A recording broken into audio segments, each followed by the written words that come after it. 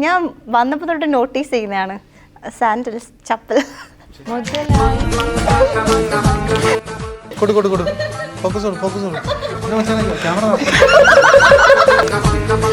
ഇതും കൊള്ളാം, മെറിറ്റേഷൻ.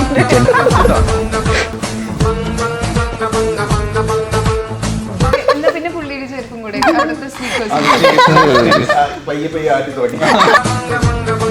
ഇങ്ങനെ നോർമലി കേട്ടിട്ടുണ്ട് ഈ ഹൊറർ സെറ്റ്സിൽ ഇങ്ങനെ നമുക്ക് ഹൊറർ സെറ്റ്സിൽ ഇങ്ങനെ നമുക്ക്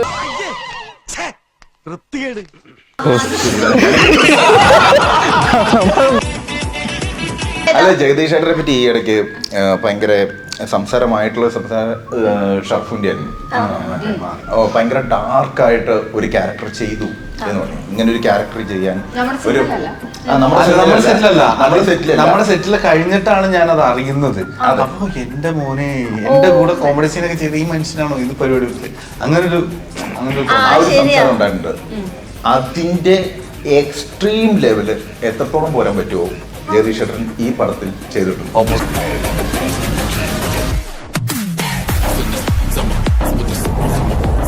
റീസെന്റ് തഗ് ലൈഫിന്റെ അപ്ഡേഷൻസ് ആണ്. അപ്പൊ എന്താ നമ്മൾ അതിൽ എന്തെങ്കിലും അതിനെ കുറിച്ച് അപ്ഡേഷൻ? പ്രൊമോഷൻ പറഞ്ഞാലോ? എനിക്ക് ആ ടീച്ചറിലെ ലാസ്റ്റ് ആ വിൻവിളി നായകനെ എന്ന് പറഞ്ഞിട്ടുള്ള ഒരു പോർഷൻ എനിക്ക് ഭയങ്കര ഇഷ്ടമാണ്. ഈ ആദ്യം ഇത് കണ്ടപ്പോ എനിക്ക് ഗൂസ് ബംസ് വന്നു, ലിറ്ററലി ഗൂസ് ബംസ് വന്നു. അപ്പം എന്തൊക്കെ ആയുഷിന്റെ ആ ഒരു ഫിറ്റ്നസ് സീക്രട്ട് ഒക്കെ? പണിയെടുക്കും, ജിമ്മിൽ പോവും, ഡയറ്റ് നോക്കും. പിന്നെ ഇതാണല്ലോ എന്റെ ഇൻവെസ്റ്റ്മെന്റ്. ഞാൻ എന്റെ ബോഡിയാണ് ടൂളായിട്ട് യൂസ് ചെയ്യുന്നത്. ഞാൻ ഒരു ആക്ടറാണ്. എനിക്ക് ഫിറ്റ്നസ്സിൽ താല്പര്യമുണ്ട്. എനിക്ക് I like maintaining my body a particular way. Hi, hello, എല്ലാവർക്കും വെറൈറ്റി മീഡിയയുടെ പുതിയൊരു ചർച്ചയിലേക്ക് സ്വാഗതം. ഞാൻ Mastani and this is our show Masti with Mastani. So ഇന്നത്തെ നമ്മുടെ ഗസ്റ്റുകൾ ഏറ്റവും പുതിയ റിലീസ് ആകാൻ പോകുന്ന സിനിമയായ ഹലോ മമ്മിയുടെ വിശേഷങ്ങളുമായി അതിൻ്റെ ഹോൾ ക്രൂ ആണ്. സോ നമുക്ക് വെൽക്കം ചെയ്യാം ഐഷു, റൈറ്റേഴ്സ് ആൻഡ് ജോ, നമ്മുടെ സ്വന്തം Sharafudheen and Jomon. Welcome welcome to the show.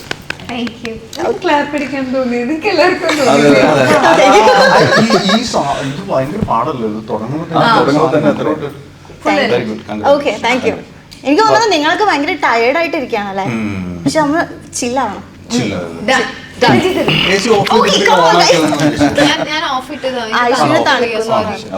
Okay, hello mummy. ഞാൻ ആക്ച്വലി കുറച്ച് മുന്നാണ് ട്രെയിലർ കണ്ടേ.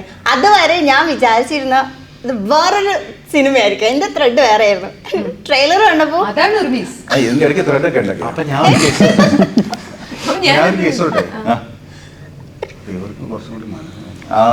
എന്താ അപ്പൊ പിന്നെയാണ് എനിക്ക് മനസ്സിലായത് ഇത് നമ്മൾ ഒട്ടും എക്സ്പെക്ട് ചെയ്യാത്തൊരു സാധനമാണ്. അപ്പോൾ ഫസ്റ്റ് നമുക്ക് റൈറ്ററിന്ന് സ്റ്റാർട്ട് ചെയ്യാം. ഫാലിമി കഴിഞ്ഞിട്ട് ഇതേപോലെ അതുമായിട്ട് ഒരു ബന്ധമില്ലാത്ത വേറൊരു ഭയങ്കര ഡിഫറെൻ്റ് ആയിട്ടുള്ള ഒരു സബ്ജക്റ്റ് ആയിട്ട് വരാനുണ്ടായ ഒരു റീസൺ, ആ ഒരു മോട്ടിവേഷൻ?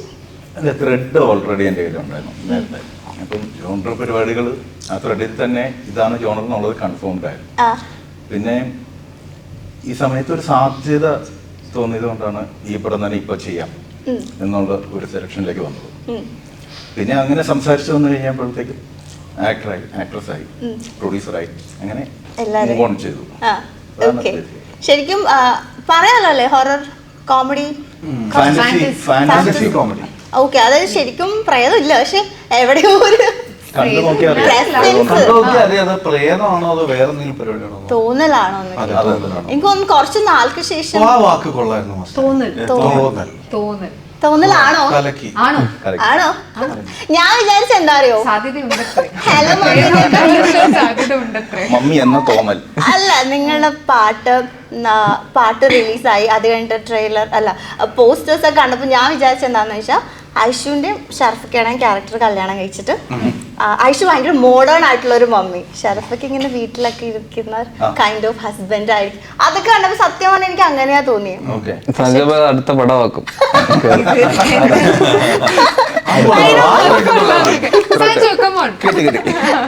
Thank you. അയ്യോ, താങ്ക് യു പറ. അത് സഹിക്കാൻ പറ്റാതെ ഞാൻ അങ്ങനെ ഒന്നും കാണാൻ പറ്റുന്നില്ലേ? ശരിയല്ലേ? കിളി ആ നിൽപ്പ് നിസ്സഹായ നിൽപ്പ്. അല്ലേ ഇത് ആ. കിലുക്കം അതെ അങ്ങനെ എത്ര ത്രെഡ്സ് ആണ് Threads. പോസ്റ്ററിന്. ഓക്കെ എനിക്ക് തോന്നുന്നു കുറച്ച് നാൾക്ക് ശേഷം ഷർഫുക ഒരു പഴയ ഒരു കോമഡി ഇതിലേക്ക് വന്നോ നമുക്ക് ഇതിലേക്ക് നമുക്ക് ഈ പടം ഇറങ്ങിയിട്ട് എല്ലാരും പറഞ്ഞു കഴിഞ്ഞാൽ വന്നു എന്നർത്ഥം. അങ്ങനെയാണെന്ന് തോന്നുന്നു ട്രെയിലർ കണ്ട പ്രകാരം അതെ. ഒരു പഴയ ആ ഒരു ഷർഫുക്കയുടെ കുറച്ച് കോമഡി. കാരണം ഈ ഇടയായിട്ട് ചെയ്യുന്നതൊക്കെ ഭയങ്കര സീരിയസ് സാധനങ്ങളൊക്കെയാണ്. അതിലേക്ക് നമുക്ക് വരാം. എന്താ പറയണ എനിക്ക് മനസ്സിലാവില്ല. കിട്ടുന്നതെല്ലാം ചെയ്യുന്നു അങ്ങനെയാണ്. അപ്പൊ ഇങ്ങനെ സിനിമ ഇപ്പോൾ സാൻജോന്റെ ഐഡിയയിൽ വരുന്നു, ആ സിനിമയിലേക്ക് എന്നെ വിളിക്കാൻ തോന്നുന്നു, അത് കിട്ടുന്നു. ഇത് കിട്ടിയാലാണ് നമുക്ക് എന്തോ ഇത് ചെയ്യാൻ പറ്റുള്ളൂ. അത്രയും ഭയങ്കരമായിട്ട് സിനിമയിൽ ഒന്നും നിൽക്കുന്ന ആളല്ലോ. നമുക്ക് ഹ്യൂമർ ചെയ്യുന്നതിലും കുറവല്ലേ? നല്ല ജെന്യൂൻ ആയിട്ട് ഹ്യൂമർ ചെയ്യുന്ന കുറവുണ്ട്. അതൊക്കെ ഒന്ന് നികത്താൻ പാകത്തിന് നമ്മൾ ഹ്യൂമർ ചെയ്യുന്നവരെ തിരിച്ച് ഹ്യൂമറിലേക്ക് തന്നെ കൊണ്ടുവരിക എന്ന് പറയുന്ന ദൗത്യം നമുക്കുണ്ട്. അതെ അതാണ് സാൻജോ. അതാണ് നമ്മൾ അത് ആക്ച്വലി കറക്റ്റ് ആളാണ് അവിടെ ഷർഫുക്ക. പറഞ്ഞിട്ട് കൊണ്ടുനടന്ന് എന്നെ ആ അതാ പാവം. അതെ അതെ അതെ എങ്ങും പോട്ടെ ഇവിടെ തന്നെ ഞങ്ങൾക്ക് എല്ലാം humor ഉണ്ട്. ചെയ്യാൻ വേണം. ഓക്കെ പക്ഷെ ഐഷ എനിക്ക് തോന്നുന്നു കൊത്തയുടെ ഇന്റർവ്യൂ ആണ് ഞാൻ എടുത്തിട്ടുണ്ടായിരുന്നു. അത് കഴിഞ്ഞിട്ട് ആ പോക്ക് പോയിട്ട് ഇപ്പഴാ വരുന്നത് മലയാളത്തില്. നല്ല സിനിമകൾ വന്നില്ല. ഹലോ മമ്മി കേട്ടപ്പോ എനിക്ക് കഥ ഇഷ്ടപ്പെട്ടു. അതിന്റെ ഇടയ്ക്ക് നല്ലതൊന്നും എനിക്ക് അങ്ങനെ കിട്ടിയില്ല, അതുകൊണ്ട് ചെയ്തില്ല. പക്ഷെ ബാക്കി ലാംഗ്വേജിലൊക്കെ ഭയങ്കര ആക്റ്റീവ് ആയിരുന്നു. ഇല്ല ആ സമയത്ത് ഇല്ല. കൊത്ത കഴിഞ്ഞിട്ട് ആദ്യം ഷൂട്ട് തുടങ്ങുന്ന സത്യം പറഞ്ഞ ഹലോ മമ്മി ആണ്. ആണോ? ഓക്കെ തെറ്റിപ്പോയത്. സമയം കഴിഞ്ഞാൽ അപ്പൊ തന്നെ ഓഗസ്റ്റിലാണ് കൊത്ത റിലീസ് ആ ആയത്. സമയത്താണ് കഥ പറയുന്നത്. കഥ പറഞ്ഞു അപ്പൊ തന്നെ സെലക്ട് ആയി. ഓക്കെ ജോമോൻ എന്താ ഇങ്ങനെ മിണ്ടാതിരിക്കുന്നേ? വന്നപ്പോ മുതൽ ഇങ്ങനെ ആക്ഷൻ മാത്രമേ ഉള്ളൂ. എന്താ ഇതിലെ ക്യാരക്ടർ എന്താണ്? ഞാൻ ഷർഫുക്കയുടെ ഫ്രണ്ട് ആയിട്ടുള്ള ക്യാരക്ടർ. പിക്കപ്പ് ലൈൻസ് ഒക്കെ ഉണ്ടോ? അതൊന്നുമില്ല. വേറൊരു പരിപാടിയാ. എന്താ അത് പറഞ്ഞ സസ്പെൻസ് പോലെ. ഞാൻ കേടെ ഫ്രണ്ടാണ്. ഫ്രണ്ടാണ്. എനിക്ക് കല്യാണം കഴിക്കുന്നതൊക്കെ എനിക്ക് ഭയങ്കര ഇഷ്ടല്ല. എന്റെ ബെസ്റ്റ് ഫ്രണ്ട്. ഓക്കെ ഞാൻ നിത്യബ്രഹ്മചാരി ആവണമെന്നുള്ള അഭിപ്രായക്കാരനാണ്. അതെന്താ? ഞാൻ മറ്റേ അതുവരെ നിന്ന് പിടിച്ചിരുന്ന് ഞാൻ മറ്റേ സ്റ്റെഫിനെ കൺട്രോൾ പോയി ആ വീട് അങ്ങോട്ട് പോകും. അതോടുകൂടി ഇവൻ എടയും ഇടയും. വേറൊന്നുമില്ല ഫ്രണ്ടാ. ഞാൻ എന്താ ചിന്തിക്കുന്നു? വേറൊന്നുമല്ല. Just friend. ജസ്റ്റ് ഫ്രണ്ട് അല്ലേ? ഓക്കെ അതെനിക്ക് തോന്നുന്നു ആ ചിരിയിൽ എന്തോ ഉണ്ട് സംഭവം. ഉയർന്നൻപൻ. ഓക്കെ എങ്ങനെയാ ഇപ്പൊ ഈ ആക്ടേഴ്സിലേക്ക് എത്തിയത്? ലൈക്ക് ഈ ക്യാരക്ടർ ഷർഫക്കയും അല്ലെങ്കിൽ ഐഷുവും മതി എന്നുള്ളൊരു സാധനം. നമ്മൾ പല ചോയ്സിലേക്ക് പോയിട്ടുണ്ട്. പക്ഷെ നമുക്ക് ഇതിൻ്റെ അകത്ത് ഞാൻ ആദ്യം പറഞ്ഞ പോലെ ആ ഹ്യൂമർ എന്ന് പറയുന്ന കറക്റ്റായിട്ട് പ്ലേസ് ചെയ്യാൻ പറ്റുന്ന പ്രൂവൺ ആയിട്ടുള്ള ഒരാളിലേക്ക് എത്തണമെന്ന്. അതേ സമയം തന്നെ ഫ്ലക്ച്വേറ്റ് ചെയ്ത് വേറൊരു ഇമോഷണൽ ലെവലിലേക്ക് നമുക്ക് പോകണം. തിരിച്ച് ഹ്യൂമറിലേക്ക് തന്നെ തിരിച്ചു വരണം. അതിന് കറക്റ്റായിട്ട് നമുക്ക് നോക്കുമ്പോൾ അങ്ങേയറ്റവും കറക്റ്റായിട്ട് പ്ലേസ് ചെയ്യാൻ പറ്റുന്ന ഒരാൾ ഷർഫ് എന്നുള്ള രീതിയിൽ നമുക്ക് വേറെ ഡൗട്ടോ കാര്യങ്ങളോ ഒന്നും ഉണ്ടായിരുന്നില്ല. പിന്നെ നമ്മുടെ ഫീച്ചേഴ്സ്, നമ്മുടെ നായികയ്ക്ക് വേണ്ട ഫീച്ചേഴ്സ് എല്ലാം ഓൾറെഡി ഉണ്ടായിരുന്നു. പിന്നെ കറക്റ്റായിട്ട് കൺഫേം ചെയ്യുന്നത് നമ്മൾ 3 പേരെ ഷോർട്ട് ലിസ്റ്റ് ചെയ്തു. അതിൻ്റെ അകത്ത് ഏറ്റവും കൂടുതൽ കണക്റ്റഡ് ആകുന്നു പ്ലസ് കഥ എൻജോയ് ചെയ്ത് കേട്ടത് ഐഷുവാണ്. ഏറ്റവും കൂടുതൽ ചിരിച്ചത് ഐഷുവാണ്. നമ്മൾക്ക് ഒരു ഇൻഡ്യൂഷൻ ഉണ്ടാവണം ഏറ്റവും കൂടുതൽ കണക്റ്റ് ആയിട്ടുള്ള ഒരു വ്യക്തി, ഇത് ചെയ്യാൻ ഏറ്റവും കറക്റ്റ് ആയിട്ടുള്ള വ്യക്തി ഐഷുവാണെന്ന് തോന്നി. പിന്നെ ഞാൻ ഈ പറഞ്ഞ പോലെ ഫീച്ചേഴ്സ് എല്ലാം കറക്റ്റായിട്ട് മാച്ചായിട്ട് വന്നു. അത് പ്രൂവ് ചെയ്യുകയും ചെയ്തു. ഓക്കെ ഇപ്പം പറഞ്ഞു ഗൂഗിൾ പേ നമ്പർ. ഓക്കെ നമ്മളിപ്പം ചെറിയ രീതിയിലൊക്കെ ഒരു ഹൊറർ ഫീലൊക്കെ ഉണ്ടല്ലോ. അപ്പം ഇങ്ങനെ നോർമലി കേട്ടിട്ടുണ്ട് ഈ ഹൊറർ സെറ്റ്സിൽ ഇങ്ങനെ നമുക്ക് അമാനുഷികമായ അല്ലേ അങ്ങനല്ല ഹൊറർ ആയിട്ടുള്ള സെറ്റുകളല്ലേ ഇങ്ങനെ അമാനുഷികമായ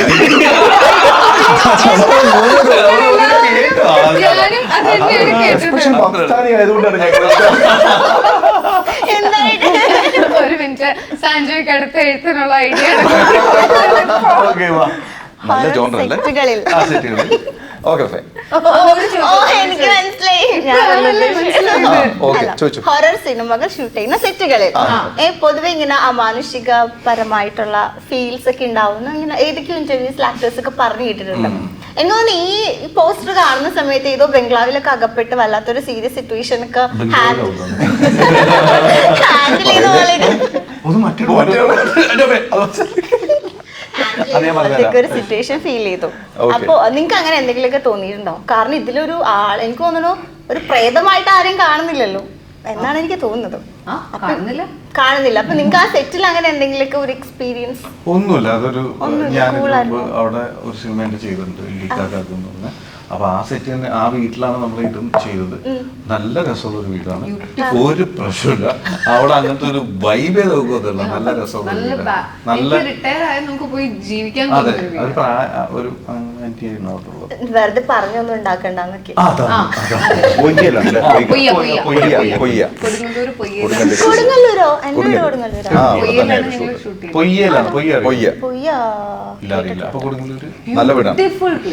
ആ സ്ഥലമേ ഭയങ്കര ഭംഗിയാ. ഈ വീടിന്റെ ബാക്കിലൊക്കെ ഒന്ന് തോണിയൊക്കെ പോവാൻ തോന്നും. അങ്ങനത്തെ സ്ഥലം. നമ്മളായിട്ട് വേണ്ടാത്ത കഥകളൊന്നും ഉണ്ടാക്കാൻ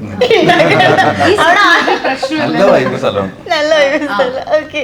ഞാൻ ഇപ്പം ഐശ്വര്യ ഇന്നത്തെ സെറ്റിൽ എല്ലാ ദിവസം പൊട്ടിച്ചിരികളൊക്കെ കേൾക്കാമായിരുന്നു. ആണോ? നിങ്ങളല്ലേ?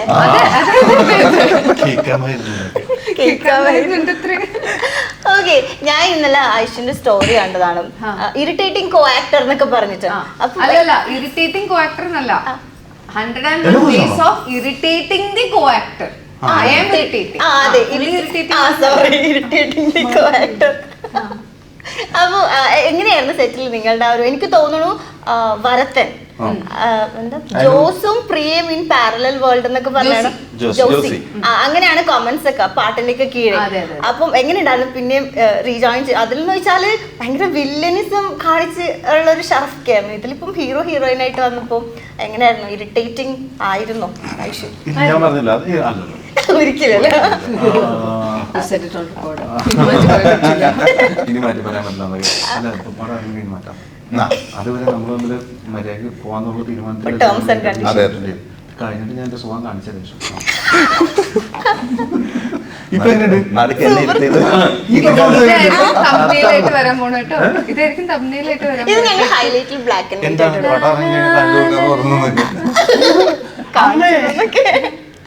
ഓക്കെ. അപ്പൊ പരലവേൾഡരെ ബാക്കി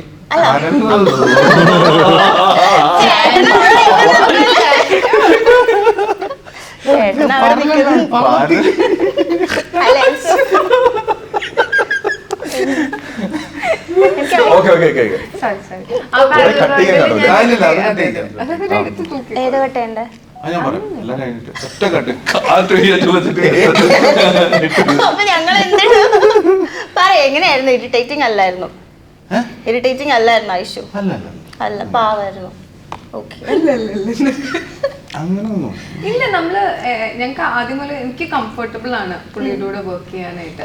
കംഫർട്ട് എന്ന് പറഞ്ഞാൽ എന്താ, നമ്മളെ റെസ്പെക്ട് ചെയ്യുന്ന, നമുക്ക് വളരെ എൻജോയ് ചെയ്ത് ഷൂട്ട് ചെയ്യാൻ പറ്റുന്ന ഒരു ലൊക്കേഷൻ. അത് തന്നെയാണ് ഈ ആക്ടറും അവിടുത്തെ ക്രൂവും എല്ലാം പ്രൊവൈഡ് ചെയ്തത്. പിന്നെ 80% ഇവര് രണ്ടുപേരുമാണ്. നമുക്ക് ഒരു വൈബ് ഇല്ലെങ്കിൽ മുന്നോട്ട് പോകത്തില്ല.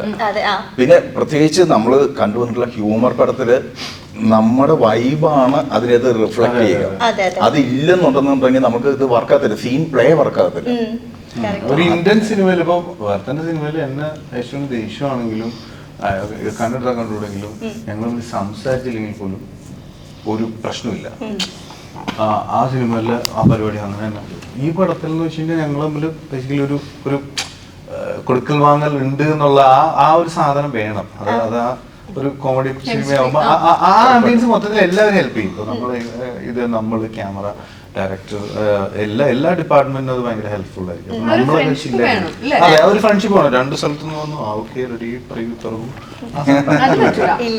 ഫിൽറ്റർ ഇട്ടിട്ടുള്ള സാധനം അത് ബേസിക്കലി എനിക്ക് തോന്നുന്നു ആക്ടേഴ്സിന് ഫിൽറ്റർ ഇട്ട് കഴിഞ്ഞാൽ പ്രശ്നമാണ്, ഒരു വാൾ പ്രശ്നമാണ്. എന്റെ ക്രൂ ഉൾപ്പെടെയുള്ള എന്റെ ക്രൂ ചില്ലായിരുന്നു. ഞങ്ങൾ ചിരിച്ചു കളിച്ച് പാട്ട് വെച്ച് ഡാൻസ് ചെയ്ത് തമാശകൾ പറഞ്ഞു പോയിട്ടുണ്ടായിരുന്നു. ഓക്കെ. എങ്ങനെയാണ് ജോമോന്റെ ഈ സെറ്റിലെ ലൊക്കേഷൻ ഫണ്ണൊക്കെ? അടിപൊളിയായിരുന്നു. എനിക്ക് പിന്നെ എല്ലാരും 2 വാക്കിൽ ഉത്തരം പറയും. ചോദ്യം 50 പേജ്, ഉത്തരം 2 വാക്ക്. ഞാൻ ഹാപ്പി ആയിരുന്നു. എനിക്ക് സാൻജോ ബായ് എനിക്ക് റൈറ്റർ നേരത്തെ എനിക്ക് അറിയാം. പിന്നെ ഇക്കറോടെയാണ് ആദ്യം ചെയ്തു തുടങ്ങിയത്. പത്രോസിന്റെ പടപ്പുകളിലൊക്കെ ഞാൻ ആദ്യമായിട്ട് അഭിനയിച്ച ഇക്കറോടെ അഭിനയിച്ച നടൻ ഇക്കറ കൂടെയാണ്. പിന്നെ അതിന്റെ ഹാപ്പി. പിന്നെ ആദ്രി അറിയാം, നേരത്തെ എനിക്ക് അറിയായിരുന്നു. ഹാപ്പി ആയിരുന്നു. ഹാപ്പി ആയ ഭയങ്കര ചില്ലായിരുന്നു. ഞാൻ ഇവിടെ ക്യാമറ സ്റ്റാർട്ട് ചെയ്യുന്നതിന് മുന്നേ തന്നെ നിങ്ങൾ തമ്മിലുള്ള ആ ഒരു കോംബോ കാര്യങ്ങളൊക്കെ ഹൈ ലവ് എന്നൊക്കെ പറഞ്ഞാണ് ഇവിടെ വന്നിരുന്നത്. ജോമന്റെ എന്തായാലും ഒരു ഹൈ വോൾട്ടേജ് സാധനം എനിക്ക് ഇഷ്ടപ്പെടുന്നില്ല. അതെന്താ പോസസീവ് ആണോ ക്യാരക്ടർ? അല്ലത് ഭയങ്കര കെമിസ്ട്രി. ശരിക്കും ഇങ്ങനെയല്ലേ കെമിസ്ട്രി ആയിരുന്നു? പറഞ്ഞു കൊടുക്കൂ. ഫ്രണ്ട്സ്, ബെസ്റ്റ് ഫ്രണ്ട് അല്ലെങ്കിൽ അങ്ങനെയുള്ള ഒരു സംഭവം. ആ അതെ, എനിക്ക് തോന്നുന്നു ഫിലിമിലും ഈ ഒരു പ്രശ്നം കാണുന്നുണ്ടെന്ന് തോന്നുന്നു. അതുകൊണ്ട് അതിനുവേണ്ടി പുള്ളി ജീവത്യാഗം ചെയ്യാൻ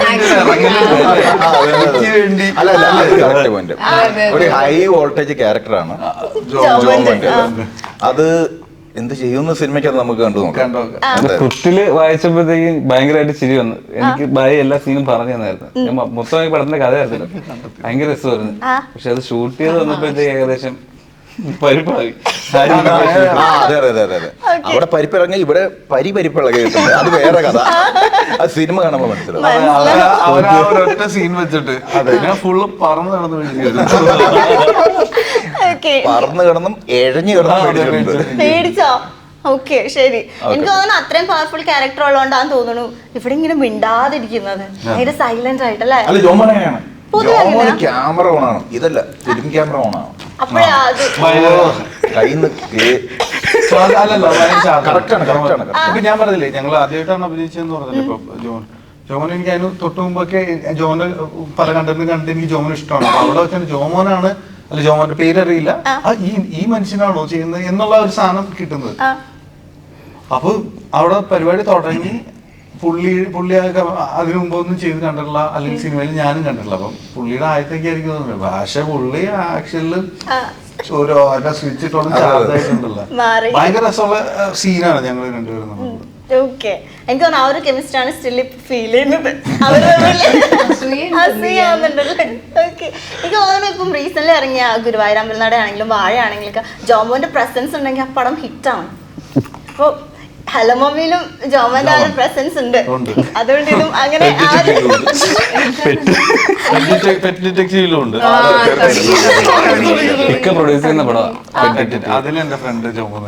പ്രൊഡ്യൂസർ ആയിട്ടും വരുന്നുണ്ട്. എന്താ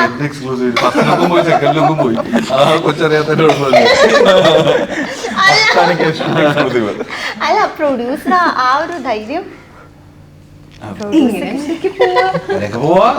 സിനിമയില് നമ്മുടെ ഇഷ്ടങ്ങൾ എല്ലാ മേഖലകളും എല്ലാ മേഖലകളും കീഴടക്കാൻ അലക്സാണ്ടർ ചക്രവർത്തി ഒന്നും ഈ എന്താ പറയുക ഇഷ്ടമുള്ള സിനിമ കുറച്ച് ഫ്രണ്ട്സ് ഒക്കെ ആയിട്ട് നമ്മൾ ഒരു സിനിമ ട്രൈ ചെയ്തിട്ടുണ്ട്. നോക്കാം. ഓക്കെ, അപ്പൊ അതും അടിപൊളിയാവട്ടെ. ഐശ്വര്യ ഇങ്ങനെ എന്തെങ്കിലും എനിക്കൊന്ന് ഗാർഗി ചെയ്തു. ഗാർഗിയും കുമാരിയിലും ഞാൻ പ്രൊഡക്ഷനിലുണ്ടായിരുന്നു. പക്ഷെ അതൊരു ഇമോഷന്റെ പുറത്ത് കാശെടുന്ന പരിപാടിയാണ്. അത് ഈ സ്ട്രാറ്റജൈസ് ചെയ്ത് ചെയ്യുന്നതിന്റെ ഭാഗമായിട്ടുള്ളതല്ല. അങ്ങനെ ഒരു തീരുമാനം ഞാൻ ഈ അടുത്ത കാലത്ത് എടുക്കൂല. കാരണം ഇപ്പൊ എനിക്ക് ആക്ടിങ്ങിൽ കോൺസെൻട്രേറ്റ് ചെയ്യാനാണ് താല്പര്യം. എടുക്കില്ല എന്ന് പറയാനും പാടില്ലല്ലോ, എന്താ എപ്പോഴും തൽക്കാലത്തേക്കില്ല. അല്ല, അങ്ങനെ ഒരു പ്ലാനിലില്ല. എന്നാലും ഓക്കെ ശരി. എനിക്ക് തോന്നുന്നു ഇതിലിപ്പോ ബാക്കി ഇപ്പം ജഗദീഷ് ചേട്ടനുണ്ട്, അജു ചേട്ടനുണ്ട്. അപ്പം എന്താണ് അവരുടെയൊക്കെ ക്യാരക്ടർ? ജഗദീഷ് ചേട്ടൻ സ്റ്റെഫിയുടെ ഫാദറാണ്. ചേട്ടന്റെ ഫാദറാണ് ജോണി. അജു ഇതൊന്നും അല്ലാതെ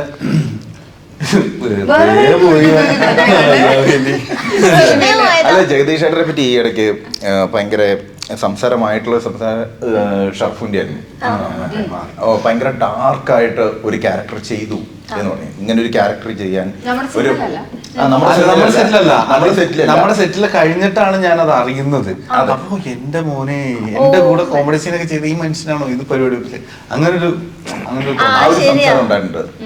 അതിന്റെ എക്സ്ട്രീം ലെവല് എത്രത്തോളം പോരാൻ പറ്റുമോ ജഗദീഷ് ചേട്ടൻ ഈ പടത്തിൽ ചെയ്തിട്ടുണ്ട്. ഓപ്പോസിറ്റ്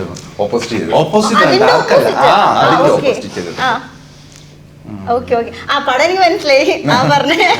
അത് ശരി, ഞങ്ങൾ ഭയങ്കര എക്സ്പെക്ടേഷനിൽ ഇരിക്കുന്നത്. ഓക്കെ, ഞാൻ പെട്ടെന്ന് കേട്ടപ്പോ ഞാൻ വിചാരിച്ചു അതിന്റെ എക്സ്ട്രീമോ ഇതിൽ ഓപ്പോസിറ്റ്. Okay fine. ശരി. ഓക്കെ, ഇപ്പം ലൈഫിൽ അങ്ങനെ എപ്പോഴെങ്കിലും ഇങ്ങനത്തെ എന്തെങ്കിലും ഫീല് തോന്നിയിട്ടുണ്ടോ? ഇപ്പം ഗോസ്റ്റ് എന്ന് അറിയുന്നില്ല, എന്നാൽ ഈ ഒരു സ്പിരിറ്റോ അങ്ങനെ എന്തെങ്കിലുമൊക്കെ I എപ്പോഴെങ്കിലും? know the spirit. I know the spirit. I know the spirit. ആ സ്പിരിറ്റ് അല്ല ഇതിലത്തെ ഇത് ആ spirit തന്നെ ഞാൻ പറഞ്ഞത്. നമ്മുടെ ഉണ്ടാകുന്ന സ്പിരിറ്റ്. എന്താ പറ സഞ്ജാബ് സ്പിരിറ്റാ. പറ. ഫോട്ടോഗ്രാഫറാണ് ഷഹീൻ എന്നാണ് പേര്. ഷഹീൻ ഇതുപോലത്തെ ഈ എക്സ്ട്രാ സെൻസറി പെർസെപ്ഷൻ എന്നൊക്കെ പറയുന്ന പോലത്തെ പരിപാടി ഷഹീൻ ഇടയ്ക്ക് കിട്ടാറുണ്ട്. ഷഹീന്റെ കൂടെ ഞാൻ ഇരുന്ന് ഈ കഥ കണ്ടിട്ട് ഷഹീനെ നിർത്തിയിട്ട് എനിക്ക് പേടിയാവുന്നുണ്ട് എന്നൊക്കെ പറഞ്ഞു. അങ്ങനെ പുള്ളിയാണ് ആകെപ്പാടെ ഗ്രൂപ്പില് ജയറാം സാർ പണ്ട് രാമോജിയിലെ കഥകൾ പറഞ്ഞിട്ടുണ്ട്. എനിക്ക് നല്ല പേടിയുണ്ട്, ഞാൻ കണ്ണ് ഇറുക്കി അടച്ചിട്ട് കിടന്ന് ഉറങ്ങുക, ഇങ്ങനത്തെ പരിപാടിയായിട്ട് വരുന്നത് എന്നുള്ള രീതിയിൽ. അല്ലാണ്ട് പേഴ്സണലി അങ്ങനെ ഒന്നും തോന്നിയിട്ടില്ല. എക്സ്പീരിയൻസ് ചെയ്യാനായിട്ട് ഞാൻ കണ്ണുറക്കില്ല, കണ്ണുറക്കില്ല അവസ്ഥ നല്ല പേടിയാ. എനിക്ക് നല്ല പേടിയാ. നിങ്ങക്ക് അങ്ങനെ എന്തെങ്കിലും ഉണ്ടായിട്ടുണ്ടോ? ഇല്ല. പേടിയുണ്ടോ? പേടിയില്ല. പേടിയില്ല. എനിക്ക് ഭയങ്കര പേടിയാ. ഞാൻ ലൈറ്റ് ഒക്കെ ഇട്ടിട്ട് എന്തെങ്കിലും എക്സ്പീരിയൻസ് ഉണ്ടായിട്ടുണ്ടോ? എനിക്ക് ഭയങ്കര പേടിയാ. എക്സ്പീരിയൻസ് അല്ല, പക്ഷെ ഇങ്ങനെ കഥ നമ്മൾ ഈ പടം കണ്ടാലും നൈറ്റ് ഇപ്പൊ ഞാൻ കിടന്ന് ഉറങ്ങുവാണെങ്കിലും ചിലപ്പോ ഇതിൽ എന്തെങ്കിലും ഹൊറർ സീൻ മൈൻഡിൽ ഉണ്ടാവല്ലോ, അപ്പൊ എനിക്ക് ഓർമ്മ വരും. ഞാൻ തിരിഞ്ഞെടുക്കില്ല, ഞാൻ നേരെ നടക്കും. തിരിഞ്ഞെടുക്കാൻ പുറകിൽ ആരെങ്കിലും ഉണ്ടോ?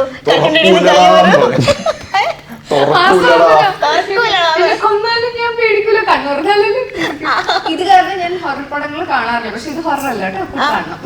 പക്ഷെ ഇതിൽ എന്തോ ഒരു ഫീൽ ഉണ്ട്. എത്ര ചെറിയ കുട്ടികൾക്ക് മുതൽ എൻജോയ് ചെയ്യാൻ പറ്റും. നേരത്തെ അതിൽ ഇങ്ങനെ 5 മുതൽ 70 വയസ്സ് വരെ ഞാൻ എന്റെ അപ്പനൊപ്പം കാണാൻ പറ്റില്ല. കാണാൻ പറ്റില്ല എല്ലാവർക്കും. അല്ലെങ്കിൽ ഞങ്ങൾ തമ്മിടും 5 മുതൽ 70 വയസ്സ്. അതെ, ഇല്ല. ഓക്കെ, ശരി. ഇപ്പൊ ഷെറഫൊക്കെ റീസെന്റ് ഇപ്പം ലെവൽ ക്രോസിലാണെങ്കിലും ബൊഗെയിൻ വില്ലയിലൊക്കെ ആണെങ്കിലും ഭയങ്കര ക്രൂഷ്യൽ ആയിട്ടാണ് മരിക്കുന്നതൊക്കെ. ഇതിലങ്ങനത്തെ ആരെ തല്ലിക്കല്ലേ എനർജി ഇല്ലാത്ത ഇപ്പൊ കഴിയും. കുറച്ചും കൂടെ ഇങ്ങനെ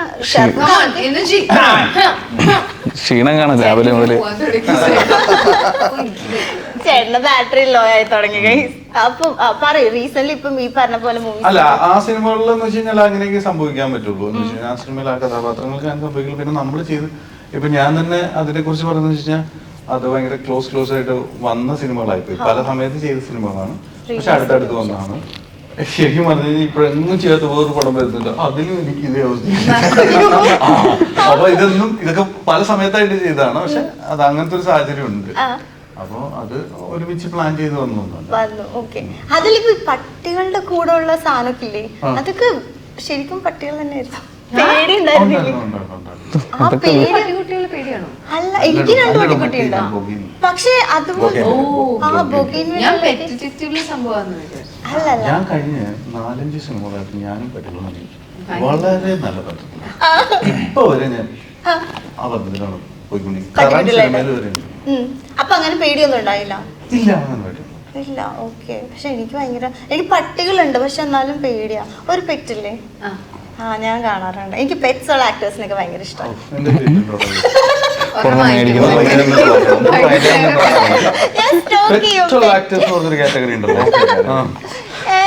നസ്രിയ അവർക്കൊക്കെ നമിതക്കൊക്കെ ഉണ്ട്. അപ്പൊ ഞാൻ അത് സ്റ്റോക്ക് ചെയ്യും. പട്ടിക്കുട്ടി എന്തെങ്കിലും ഇടുന്നുണ്ടോ എന്നൊക്കെ കാണാൻ വേണ്ടിട്ട്.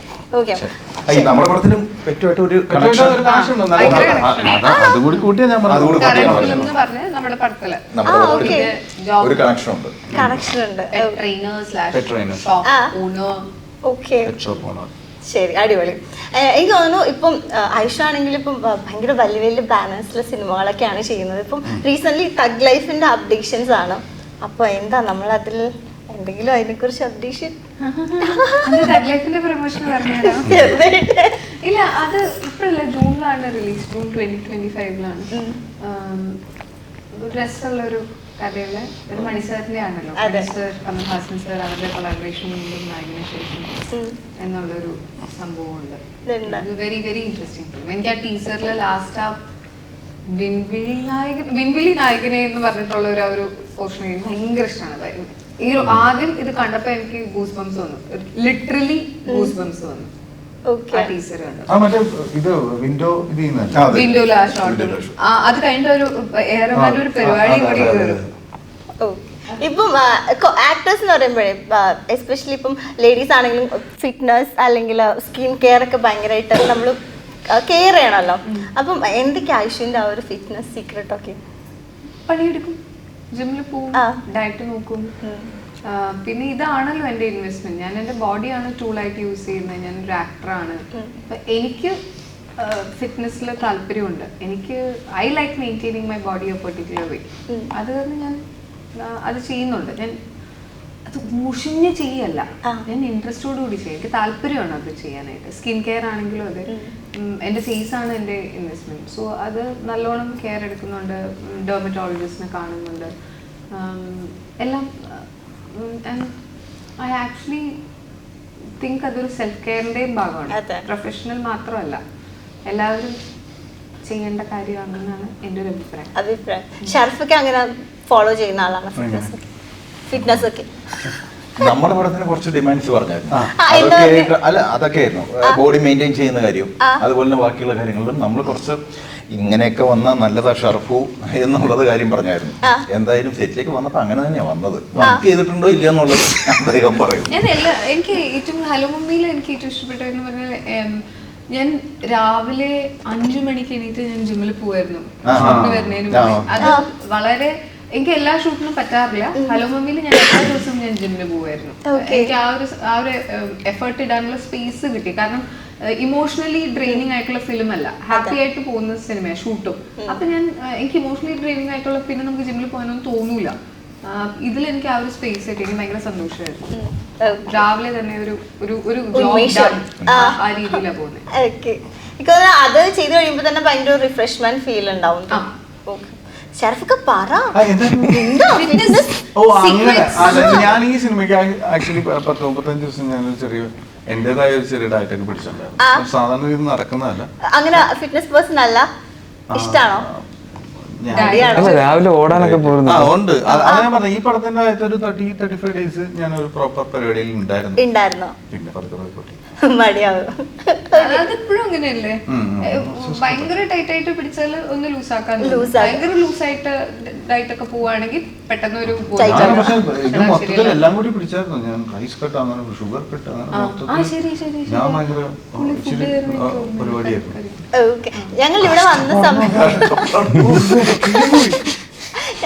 സമയത്ത് ആയുഷ് ഫുഡ് കഴിക്കുന്ന കണ്ടായിരുന്നു. അപ്പം ഏറ്റവും കൂടുതൽ സാലഡ്സ് ഒക്കെയാണ് കഴിക്കുന്നത്. അപ്പൊ ഇവിടെ ഇങ്ങനെ ഇവര് ചോദിക്കായിരുന്നു, ഈ കുട്ടി സാലഡ്സ് മാത്രം കഴിച്ചിട്ട് എങ്ങനെയാ?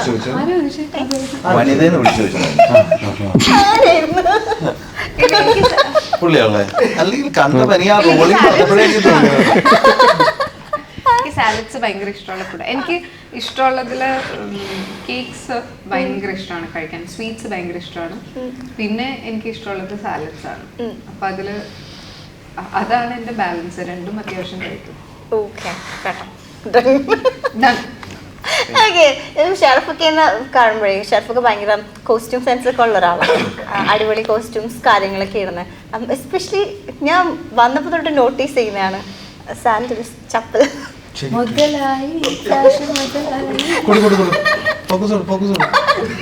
നല്ല രസമുണ്ട്.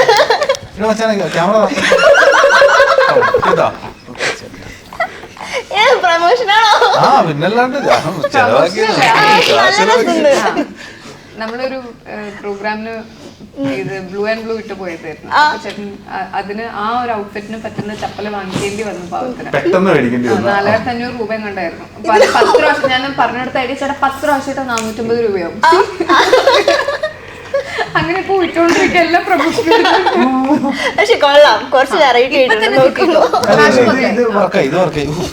മുതലായി കൂടെ പോയി അത്ര പൈസ എനിക്ക് സഹിക്കൂല. അതിനൊക്കെ മറ്റേ മണിയമ്പർ പുരുഷോത്തം പറയല്ലേ, അതിന് വേണ്ട പൈസ കൊടുക്കാൻ. ആയുഷയുടെ ചെരുപ്പ് അടിപൊളിയാ. ഇതും കൊള്ളാം, വെറൈറ്റി ആയിട്ടുണ്ട്. എന്നാ പിന്നെ പുള്ളിയുടെ ചെരുപ്പും കൂടെ അവിടുത്തെ സ്നീക്കേഴ്സ് പയ്യെ പയ്യെ ആട്ടി തുടങ്ങി. എന്റെ കൂടി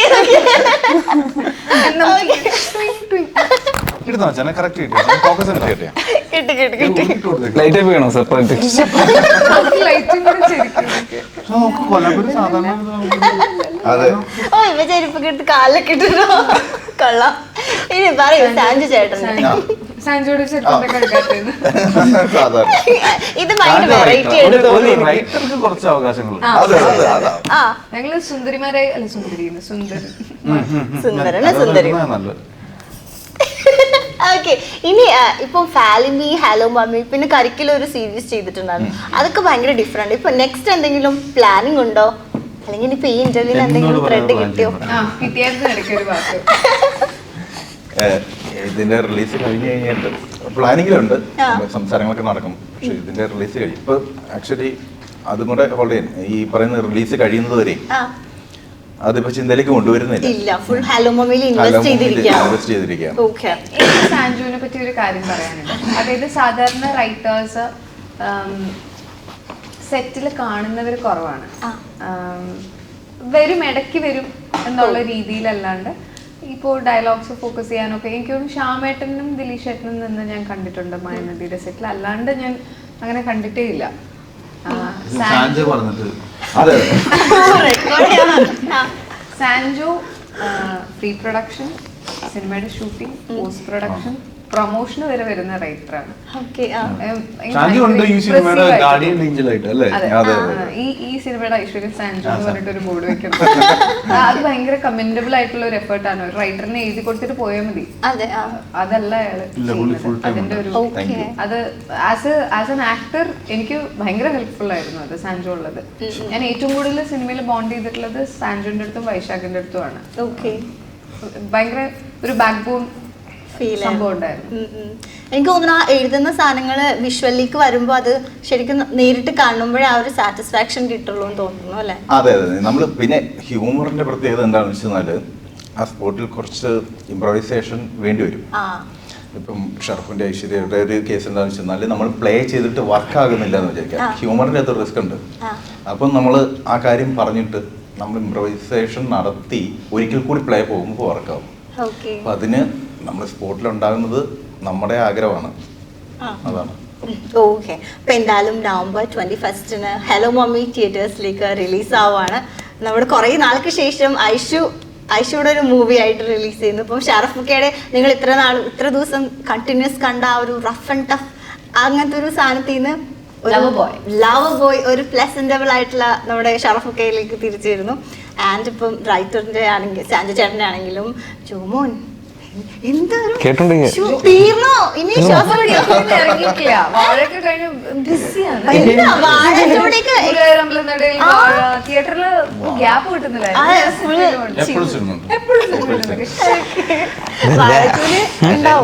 വാഴച്ചൂലില്ലേ? ഓക്കെ. അപ്പൊ എന്തായാലും ഓൾ ദി ബെസ്റ്റ് ഗൈസ്. അപ്പം സിനിമ വളരെ വലിയൊരു വിജയമാവട്ടെ. എല്ലാവിധ എല്ലാവിധ ആശംസകളും. All the very best. Thank you. Okay.